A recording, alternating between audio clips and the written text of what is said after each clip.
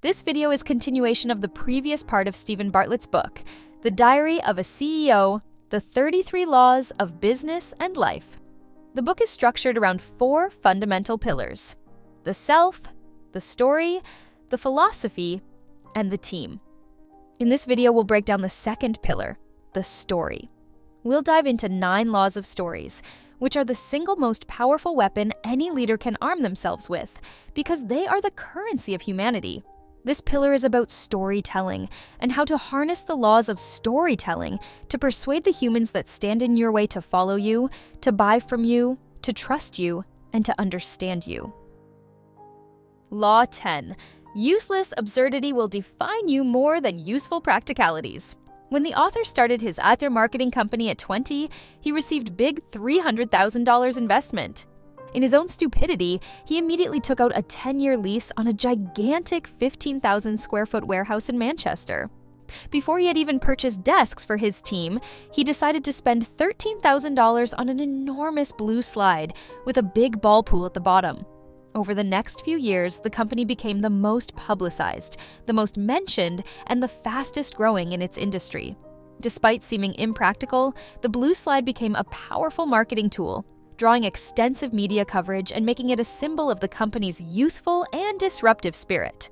Major media outlets featured stories about the slide, boosting the company's visibility and growth without a dedicated sales team. Absurdity captures attention and creates a memorable brand image. While it might seem risky and hard to quantify, those who embrace it can see their marketing efforts travel further and resonate more deeply. Absurdity communicates a brand's values and identity more powerfully than practical elements ever could. Tesla's marketing strategy also leverages absurdity. Despite having a $0 marketing budget, Tesla incorporates quirky and playful features, such as transforming the car into a karaoke machine, to create buzz. These elements drive conversation and brand recognition, making Tesla stand out from competitors and resonate deeply with consumers. Law 11. Avoid wallpaper at all costs. In 2003, Aaron Ralston set out alone to hike and climb in the remote canyons of Utah, not telling anyone about his plans. While navigating a narrow slot canyon, an 800-pound boulder became dislodged, pinning his right hand against the canyon wall. Trapped without hope of rescue, faced a grim reality. He had limited water and food, and each passing hour reduced his chances of survival. For 5 days, Ralston attempted various strategies to free himself. All efforts failed, leaving him dehydrated, starving, and facing the inevitability of death. Yet, in this dire situation, Ralston exhibited an extraordinary level of calmness and mental fortitude. As his resources dwindled, Ralston realized that his only chance for survival was self-amputation. He looked at the dirty blade of his pocket knife and then plunged it into his trapped arm. The amputation took over an hour, and it worked.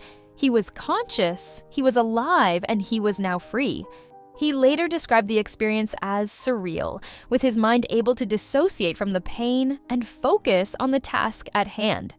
Habituation is a neurological process where the brain filters out repetitive, non-threatening stimuli, allowing it to focus on new and potentially significant information.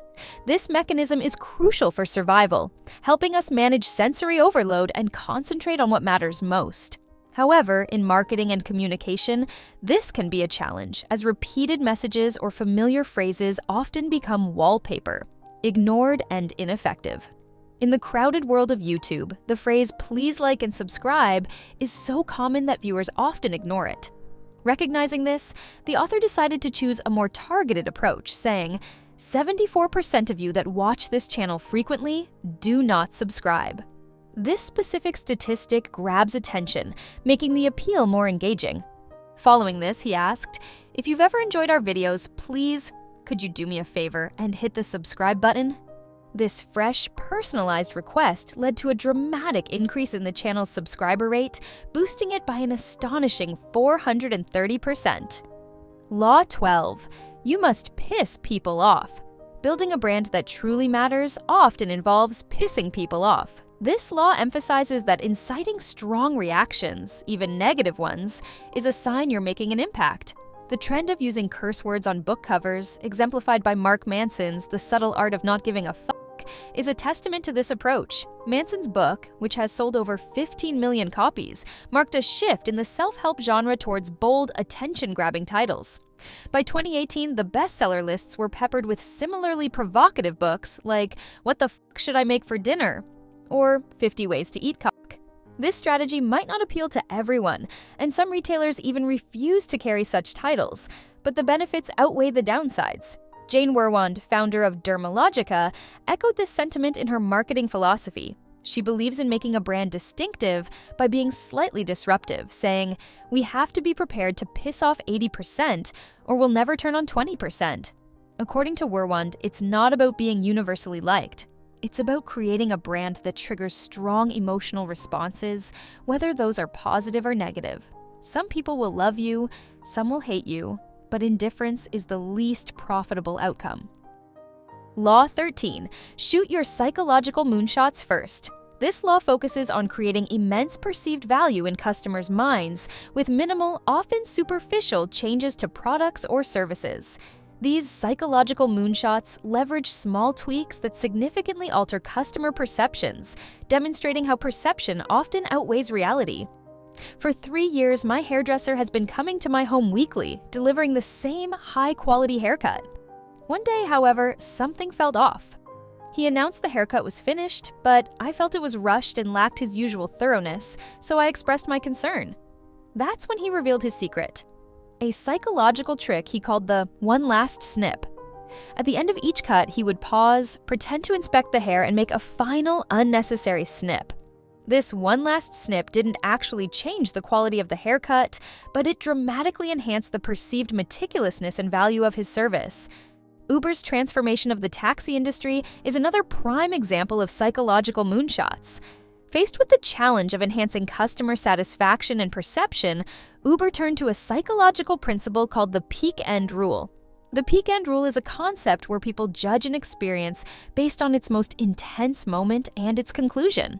To leverage this, Uber trained drivers to be exceptionally courteous at the end of each ride. This focus on delivering a positive final interaction ensured that customers left with a favorable impression, significantly boosting overall satisfaction. These strategies focus on perception rather than the actual product or service, proving that it's often more cost-effective to enhance how something is perceived than to make expensive improvements to the reality. Law 14. Friction can create value. This law reveals that sometimes making a customer experience intentionally more challenging and adding friction can actually increase its perceived value. Red Bull offers a compelling example of this principle. Despite the decline in sugary drink sales, Red Bull's energy drink soared in popularity. Why? Red Bull's formula was intentionally unpleasant. It tastes more like medicine than a refreshing beverage. This strong medicinal flavor was a deliberate choice, aiming to align with the brand's promise of performance enhancement and giving you wings.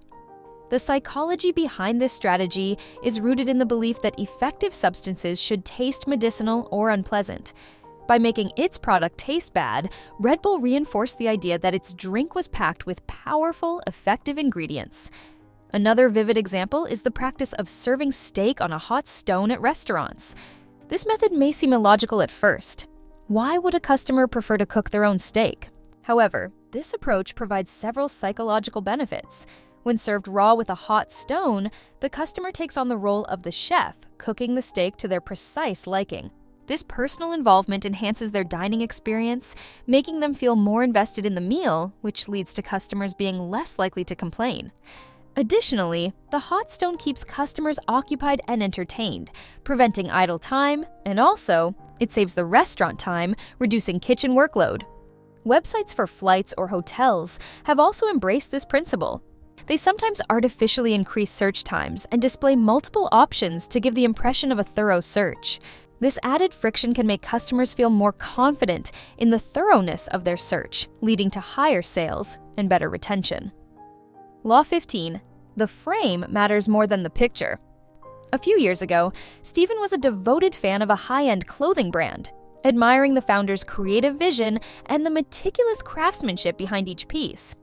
However, his perception shifted dramatically after watching a video posted by the founder, which showcased the mass production process in China. Stephen was shocked to see his own shoes and t-shirt being churned out by machines and piled with thousands of identical items. This revelation dismantled his illusion of the garments as unique handcrafted art, and the change in presentation, the frame, fundamentally altered his view of the brand's value. In essence, the frame you put around your message or product can alter the way it is perceived and valued. It's not just about what you present, but how you present it. Apple provides a modern example of the power of framing in retail. Instead of packing their stores with cluttered displays of electronics, Apple designs its stores like art galleries. By showcasing each product with ample empty space around it, they create an impression of scarcity and high value. The minimalist presentation makes the product seem more exclusive and worth the premium price. This careful framing turns each product into a high-value item, appealing to consumers' perceptions rather than just their practical needs. Law 16. Use Goldilocks to your advantage. Stephen once viewed properties with his estate agent, Clive. Although Stephen was interested only in a specific property, Clive presented an overpriced tiny house as the first option and an extravagant, overly expensive house as the third. The second property, which was spacious and only slightly more costly than the first, became the clear standout. The first was too small and overpriced, the third was excessively expensive, and the second, while reasonably priced, seemed the best option by comparison. Stephen ended up making an offer on the second property, unaware that Clive just used on him power of the Goldilocks effect. The Goldilocks effect is a type of anchoring. Anchoring is a cognitive bias, where individuals rely too heavily on seemingly irrelevant information, the anchor, when making decisions. In the context of the Goldilocks effect, by presenting two extreme options next to the option you're hoping to sell, like economy, standard, and premium, you can make the middle option appear more attractive or reasonable. Law 17. Let them try and they will buy. It was a snowy Christmas evening, and the cozy warmth of the living room contrasted with the cold weather outside. Stephen and his family had gathered around the crackling fireplace with children eagerly awaiting their gifts. In the holiday hustle, Stephen had made a small oversight. He handed his niece a Buzz Lightyear toy, meant for his nephew, and gave his nephew an Elsa doll, intended for his niece. As Stephen gently explained the mix-up, his niece clutched Buzz Lightyear tightly, her eyes wide with determination. Stephen tried to reason with her, explaining that Buzz Lightyear was actually meant for her brother, but the attachment had already formed. Meanwhile, his nephew, holding the Elsa doll, seemed content and showed no desire to swap. It was a surprising outcome, as Stephen knew that given the choice in a store, each child would have chosen the other's toy. This scenario exemplifies the endowment effect, a cognitive bias where people value items more once they perceive ownership. Brands leverage this effect to boost sales by encouraging customers to interact with products. For instance, Apple allows customers to freely explore and use their devices in stores, creating a sense of ownership and increasing the perceived value. They rigorously train staff not to press customers to buy or to ask customers to leave. This might just sound like kindness or good manners, but I assure you it's something much more calculated. Apple believes that creating an ownership experience is more powerful than driving a hard sell. Law 18. Fight for the first 5 seconds. It was a pivotal moment on stage, a time when every eye in the audience was fixed on me, waiting for the first words to emerge. After an awkward 10-second pause, I broke the tension. This is exactly why you were expelled from school. You are incapable of sticking at anything you don't believe in, and you always think you know a better way. Do not call me or any of the family until you go back to university. And with that, my mom hung up the phone. These were the exact words my mother said to me when I called to tell her I was dropping out of university to start my own company. This raw and emotional opener wasn't just a recounting of personal history. It was a strategic hook designed to grab the audience's attention. Grabbing attention in first 5 seconds is crucial in today's world of dwindling attention spans. According to a study by Microsoft, the average human attention span has dropped from 12 seconds in 2000 to just 8 seconds, which is less than that of a goldfish.